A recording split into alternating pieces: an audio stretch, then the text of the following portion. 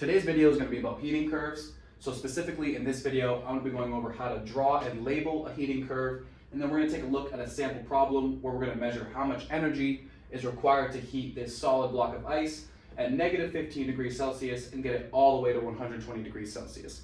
So before we take a look at this problem, we really need to know what a heating curve is and how we can draw it out. So the x-axis of our heating curve is the heat that we are going to add to a substance, right?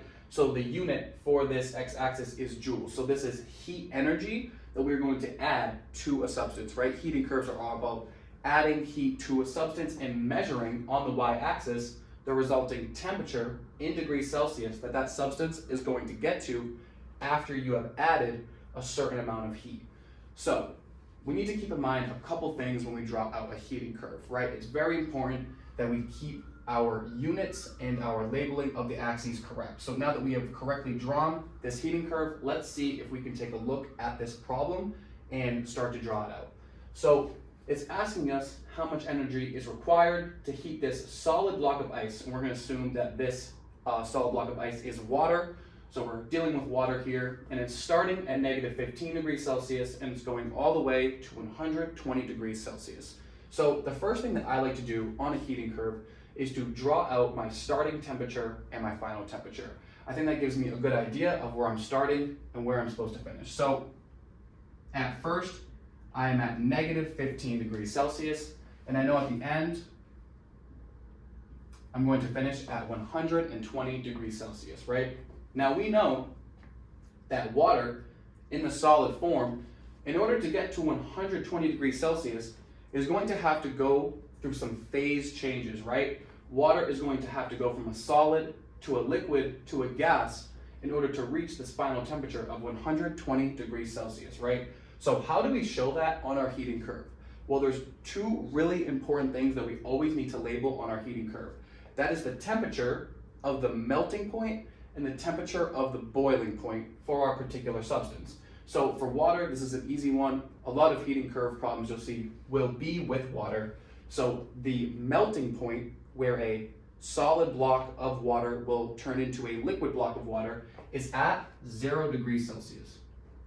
So that will be at 0 degrees Celsius. This is our melting point.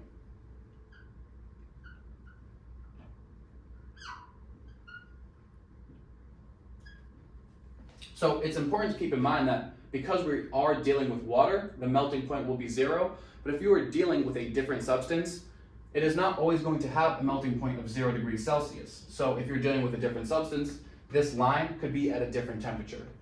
The next one we need to deal with is our boiling point. Water, where it turns from a liquid into a gas, otherwise known as boiling, is going to be at 100 degrees Celsius. So this is going to be our boiling point.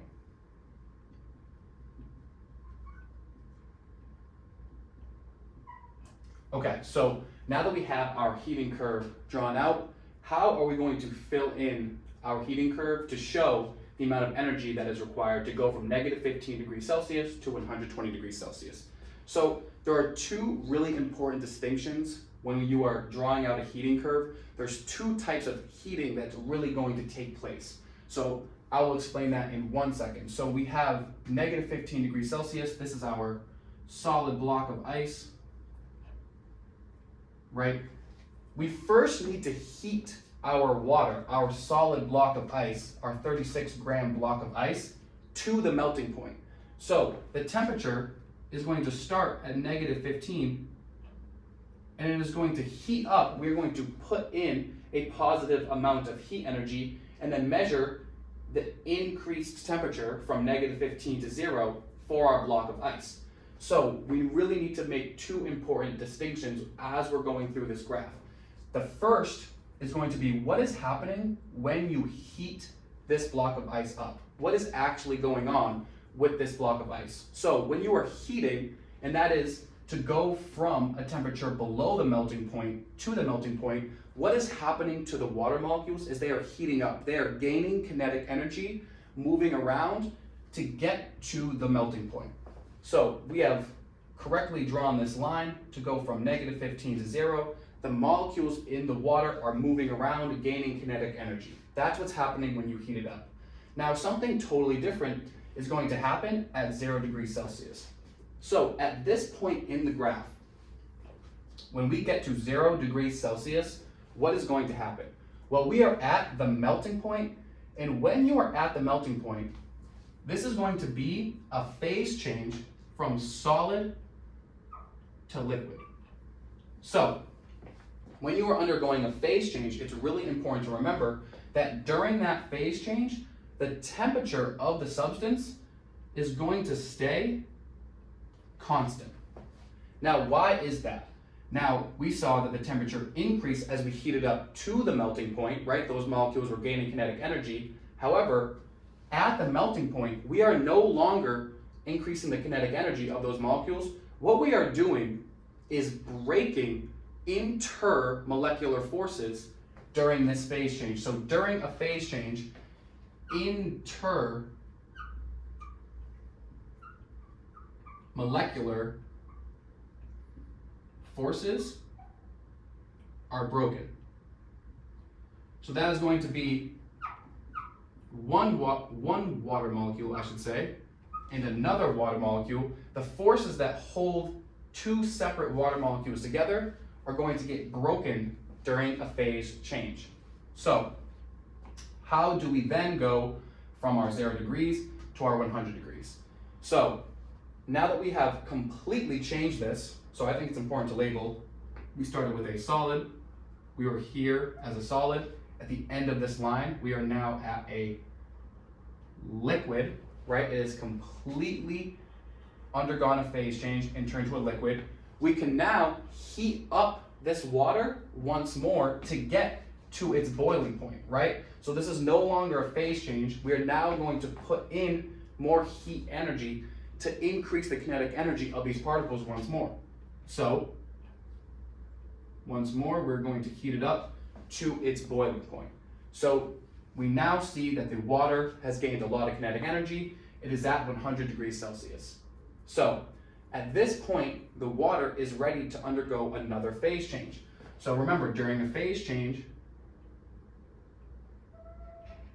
the temperature stays constant, right? This is going to be a liquid to a gas.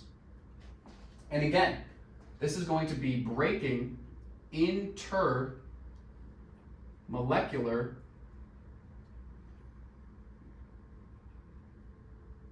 forces. So, gaining kinetic energy, phase change, we break intermolecular forces. We're a liquid now. We gain kinetic energy. We get to our boiling point. We break intermolecular forces. At this point, we are a liquid.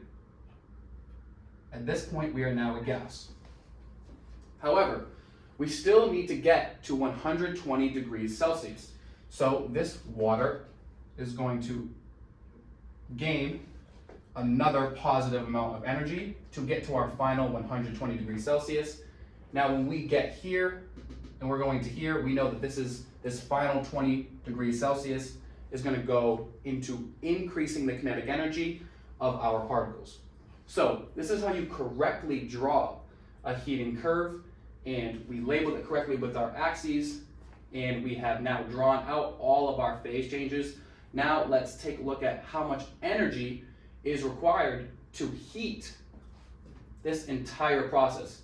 So we've seen that a positive amount of heat energy in joules was added, but how much? What is the actual quantity? So each one of these lines right here is going to have a certain amount of heat energy added. So let's keep track. So this is going to be our heat added.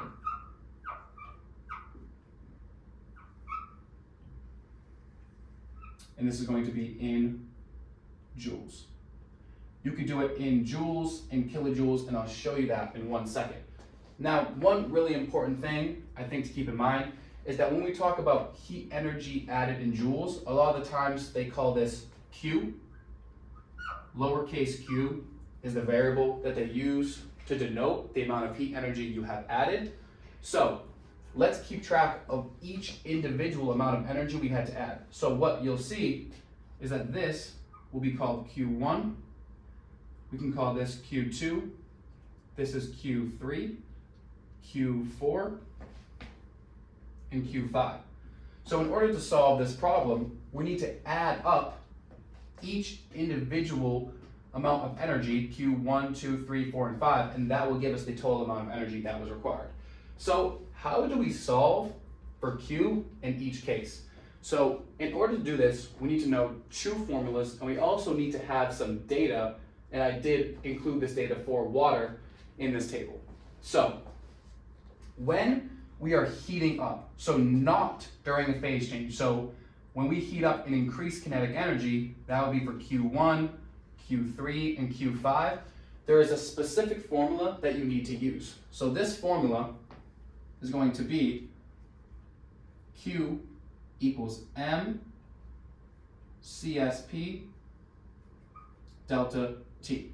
So what do each of these variables mean? So Q is going to be the amount of heat that we add. M is going to stand for mass, and we have the mass of our water, that is 36 grams. That's going to stay constant throughout this whole process. That's not going to change. We have CSP. So what is CSP? CSP is going to be our specific heat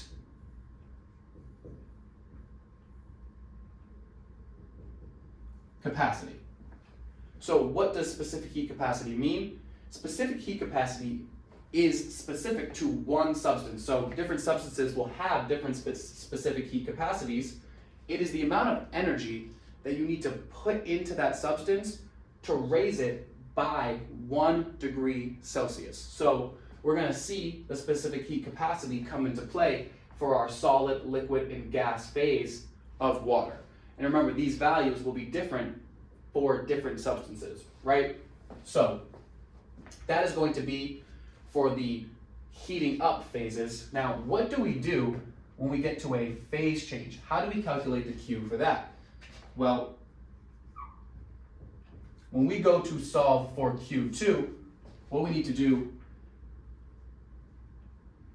is multiply the moles of that substance by the enthalpy of fusion. So we will see that in a second. We have our enthalpy of fusion for water. And again, this is going from a solid to a liquid. Now, to go from a liquid to a gas, the formula looks very similar. This is going to be Q equals moles times the enthalpy of vaporization. You might see it written as delta H VAP for short. This is going to be liquid to a gas. So again, this is for heating up for these three lines, and then for Q2 and Q4, we're going to have to use our moles times our delta H of fusion, and for heating it from a liquid to a gas, or going through that phase change, I should say, it's going to be the amount of moles times the enthalpy, delta H is enthalpy of vaporization. So now that we know our formulas, let's see if we can calculate each one of these lines and get our final answer. So for Q1, here I will draw a box here, and we will calculate all of our Q values in here. Okay, so for Q1, this is going to be our mass, 36 grams, times our specific heat capacity. This is going to be 2.01 joules per gram degree Celsius, right? So we need to make sure that we have it in the solid phase, right? Because we are heating a solid up to its melting point. So that is going to be 2.01 joules gram degrees Celsius, and our change in temperature is going to be 15 degrees. So we increase the temperature from negative 15 to 0. So that's going to be 15. Right? That is just a change in temperature. So then for Q2, we look and we're going from a solid to a liquid. We have to use this formula, a phase change. So first we would have to get the moles of water. So to get the moles of water, we know that we have 36 grams of water. To divide by the molar mass, we can call the molar mass of water 18 grams per 1 mole. So this would give us our 2 moles of H2O. So it's important that you convert this to moles during our phase change parts of the heating curve. So for Q2, we'll see that we have 2 moles multiplied by our delta H of fusion. And if we look at this, we see that it's 6.02 kilojoules per mole. So 6.02 kilojoules per mole. So we'll see the moles cancel out and we'll be left with kilojoules. Now we need to keep in mind that some of our Q values we're going to solve in joules and some of them we're going to solve in kilojoules. So at the very end when we add them up, we just need to make sure that we're in the same unit. So then for Q3, again this is a heating portion, so we use this MCAT formula. It's often called the MCAT formula. And so for Q3, we're going to do 36 grams, that does not change, times our specific heat capacity, but now we need to make sure that we're using the right specific heat capacity. This is heating liquid water now, not solid. This is 4.184 joules per gram degrees Celsius, and our change in temperature is going to be 100 degrees Celsius. We are starting here and we are finishing here. This is 100 degrees Celsius, right? And we see that the grams and the degrees Celsius will cancel out. We'll be left with joules in all of our Q calculations. So now we are at Q4, right? So for Q4, again, this is a phase change, right? This is when intermolecular forces are being broken. Remember, for Q1, 3, and 5, just heating increases kinetic energy. For Q2 and Q4, those are intermolecular forces being broken to undergo that phase change. So for Q4, this is going to be our 2 moles, right, times our delta H of vaporization, which is 40.7 kilojoules per mole.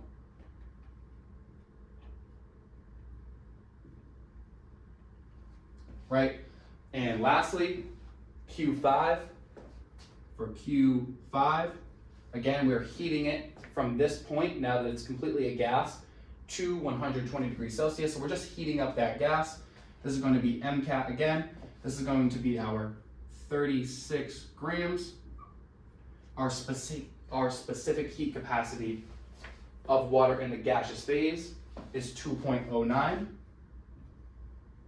joules per gram degrees Celsius. And what is our change in temperature? Well, we're going from 100 to 120, so that is a 20 degrees Celsius change. So we have now covered heating curves and the different parts of them, and now we have added up each Q value. So all we would have to do is multiply all these things out to get all of our joule values. Remember, convert our kilojoules right here to joules, and once you added Q1, Q2, Q3, Q4, and Q5 up, you would have the total amount of heat energy required to heat this solid block of ice to our gaseous water at 120 degrees Celsius.